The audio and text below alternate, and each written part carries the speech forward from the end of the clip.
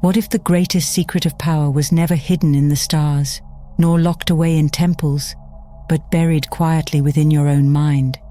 For centuries, men in marble halls and dimly lit chambers whispered of mysteries too vast for ordinary ears. They built their empires, carved their names into history, and left the world to wonder what force carried them beyond the reach of common understanding. Was it luck? Was it genius? Or was it knowledge deliberately concealed from the many, to be guarded by the chosen few? The 33rd degree of Freemasonry has long been wrapped in shadow.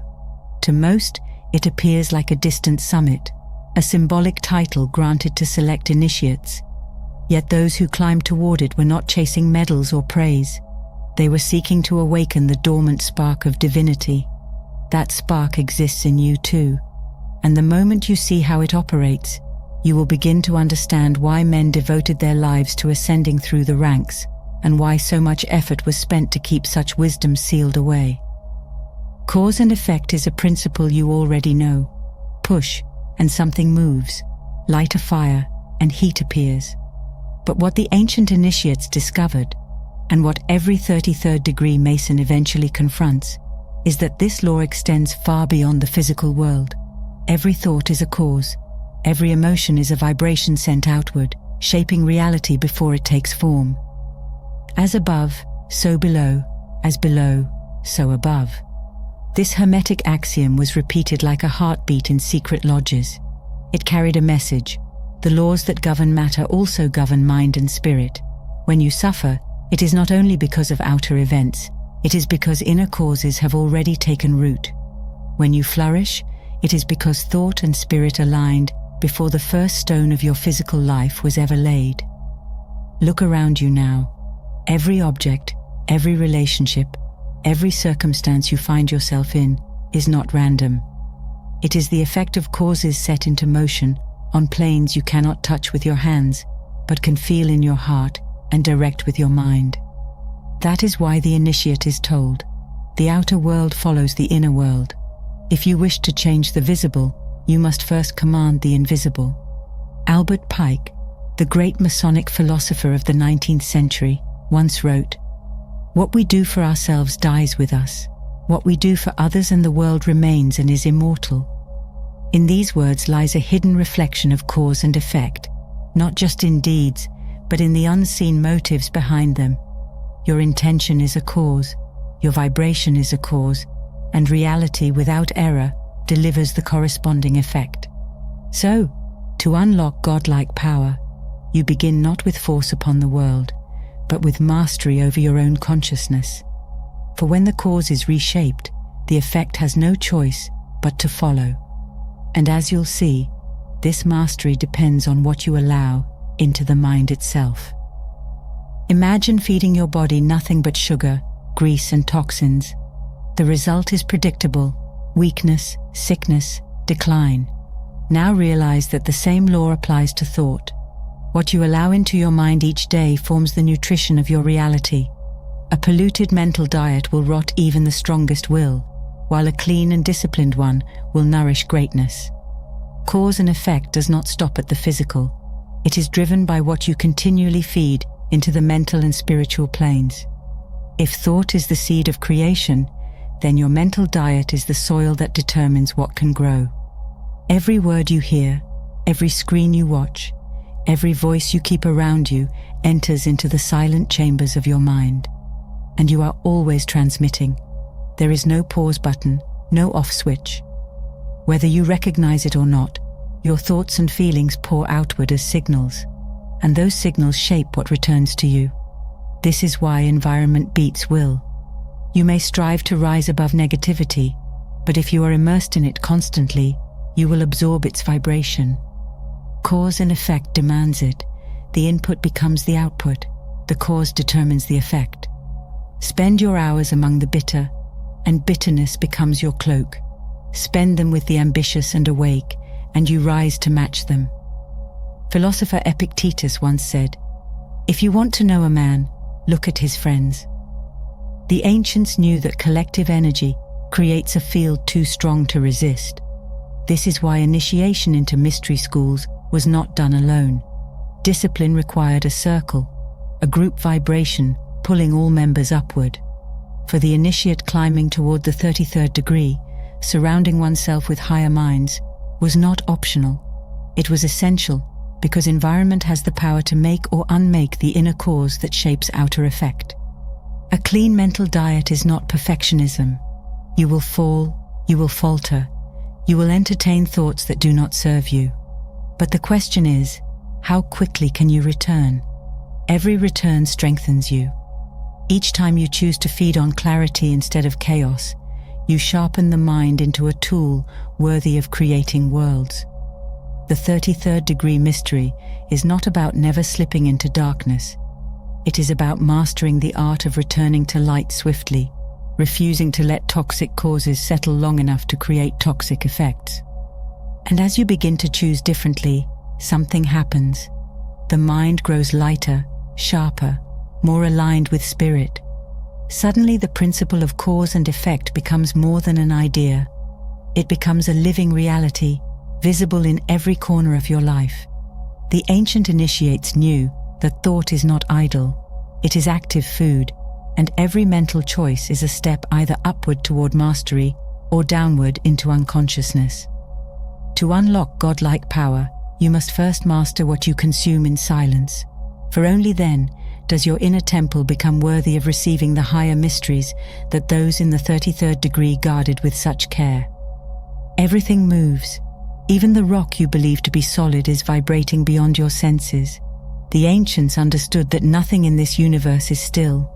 Every form, every object, every being resonates at a frequency, and those frequencies call out to one another. And this is where the mental diet becomes more than just a practice of filtering thoughts. It becomes the direct sculptor of your vibration. What you repeatedly feed into the mind determines the frequency you live in, and that frequency is what reality mirrors back to you. The 33rd degree initiate learns that vibration is the hidden current beneath cause and effect, the invisible force that translates mental seeds into physical harvests. Your thoughts vibrate, your emotions vibrate, and when they align, they form a resonance so strong that reality itself bends to match it.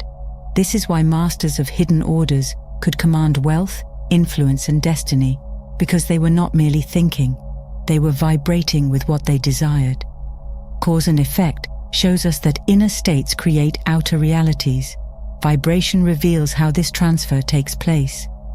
The frequency you inhabit is the bridge between invisible causes and visible effects. You already know this in your bones. Recall a time when joy radiated so strongly through you that others could sense it before you spoke. Or a moment of anger when the entire room grew tense, as if the atmosphere itself shifted. These are not coincidences. They are demonstrations of vibration, the law that ensures nothing is isolated. The 33rd degree mystery lies in mastering this understanding, not by chasing emotions as fleeting visitors, but by choosing the state you live in as a permanent residence. To dwell in higher vibrations is to place yourself at the gateway of godlike creation. The Scottish Rite initiates were taught that vibration is the eternal hum of existence, and those who rise through the degrees must learn to harmonize with it consciously. Matter is slow vibration, thought is faster, spirit is faster still, and all are woven together by the same law. To unlock godlike power, you do not fight against vibration, you tune yourself into alignment with it. Just as a musician tunes an instrument to resonate with the orchestra, you tune your mind and spirit to resonate with the universe. And when you do, creation is no longer accidental. It becomes intentional, precise, inevitable. A thought may seem small, invisible, fleeting, yet thought is the seed of universes. Everything you see was once only an idea. Cathedrals, empires, machines, revolutions, all began as a whisper in the silent mind of one human being. And just as vibration reveals the frequency you live in, thought is what generates that frequency in the first place. This is why initiates of the 33rd degree were taught to guard their thoughts as carefully as a king guards his crown. For to think is not passive, it is to set a cause into motion that vibration will amplify and carry into form. When you shift a thought, your entire inner atmosphere changes. Think of love, and your chest warms. Think of gratitude, and the heart expands. You did nothing but think, yet your whole being transformed. That transformation is vibration responding instantly to thought.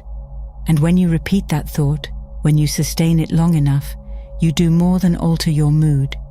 You begin to sculpt the very fabric of your outer world. This is the silent power of thought. It does not remain within. It radiates outward, commanding vibration to prepare matter for its arrival. But thought is not magic in isolation. It requires accumulation. One passing vision will not overturn the momentum of years of contrary thinking.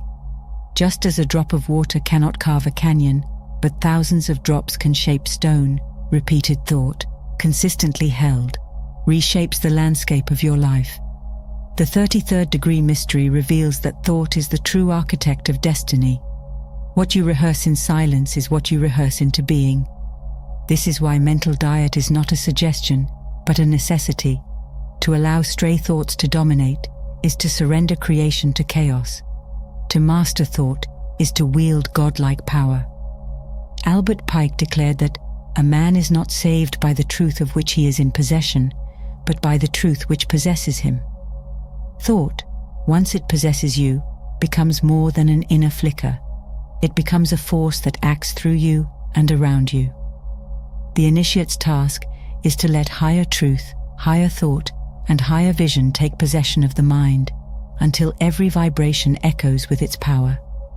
When this happens, you no longer wonder if reality will bend. You know it must. Thought, sustained and aligned, is the very breath of creation, and it is the breath you have always carried within. Why then was such wisdom hidden? Why cloak it in degrees, symbols, rituals, and silence? Because knowledge of thought, vibration, and cause and effect is not trivial. It is the very machinery of creation. To place such understanding in unprepared hands would be like handing fire to one who knows only destruction. The guardians of the mysteries knew that thought, once mastered, could liberate or enslave, heal or corrupt, uplift or ruin. And so, the journey through the degrees was not about external ranks, but about inner readiness. Only a mind disciplined in silence, diet, and vibration could wield the truths of the 33rd degree without being consumed by them. The number itself, 33, carries symbolic weight. It is not just a level of masonry, but a representation of the highest octave of mastery, a reminder that human beings are not bound by flesh alone, but are channels of divine intelligence. The true initiate comes to see that the temple is not a building of stone, but the mind itself. To unlock godlike power is to recognize the living altar within, where thought, vibration, and will converge to shape destiny. The rituals, the symbols, the guarded teachings were never meant to give power. They were meant to direct the seeker inward, to the source of power already burning within. When you hear of kings, inventors, and leaders who walked the path of Freemasonry, understand that their greatness was not in the titles they carried, but in the knowledge they embodied. They were taught to live by the laws of the universe rather than stumble blindly against them. And this is the living mystery of the 33rd degree. It is not a destination, nor a secret kept in dusty halls. It is a consciousness, an awakened awareness that every thought creates, every vibration calls forth its likeness, and every effect is born from an unseen cause. To live in this knowledge is to carry the true initiation, not given by man, but awakened by the soul itself. The 33rd degree mystery is not a ceremony, it is a consciousness. It is the awakening to the fact that you are both cause and effect, both transmitter and receiver, both thought and manifestation. To unlock godlike power is not to become something new. It is to remember what has always been hidden in plain sight. As Pike and countless initiates implied, the true temple is within. When you honor the mind as the sacred chamber of creation, when you cleanse the diet of thought and align vibration with spirit, you rise to a degree higher than any lodge can confer. You become the living initiate, the awakened mason of the soul. and from that moment forward, reality itself bends to your command.